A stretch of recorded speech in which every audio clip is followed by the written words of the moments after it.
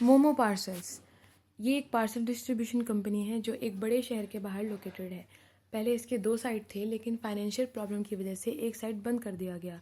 इस वजह से सारे वर्कर्स एक ही साइट पर शिफ्ट हो गए और काम का प्रेशर काफ़ी बढ़ गया। शिफ्ट टाइमिंग्स भी लंबी हो गई, जिससे वर्कर्स थकने लगे और उन्हें काम जल्दी करने का प्रेशर महसूस होने लगा। अब वेयर हाउस में पार्सल ट्रक से आते और वर्कर्स उन्हें मैनुअल पैलेट ट्रक की मदद से अंदर ले जाकर कन्वेयर बेल्ट पे रखते थे। नई कन्वेयर बेल्ट जो दूसरी साइड से लाई गई थी, वो पुरानी वाली के मुकाबले बहुत फास्ट चलती थी।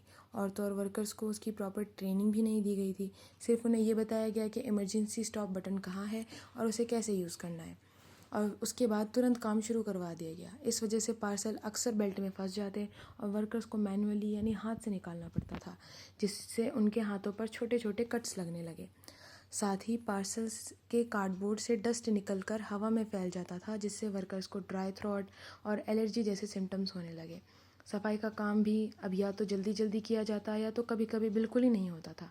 इन हेल्थ कंसर्न को देखते हुए डिपोट मैनेजर ने डिसाइड किया कि एक क्लीनिंग कॉन्ट्रैक्टर हायर किया जाए जो वेयरहाउस की डीप क्लीनिंग करेगा। ऑपरेशन मैनेजर यानी ओएम, जो ऑलरेडी वर्कलोड के प्रेशर में था, ना बिना प्रॉपर चेकिंग के इंटरनेट से एक कॉन्ट्रैक्टर चूज़ कर लिया और उसके सेफ्टी रिकॉर्ड्स को डिटेल में वेरीफाई नहीं किया। अब कॉन्ट्रैक्टर को काम के लिए बुलाया गया और उसे कन्वेयर बेल्ट के नीचे क्लीनिंग करने का टास्क दिया गया।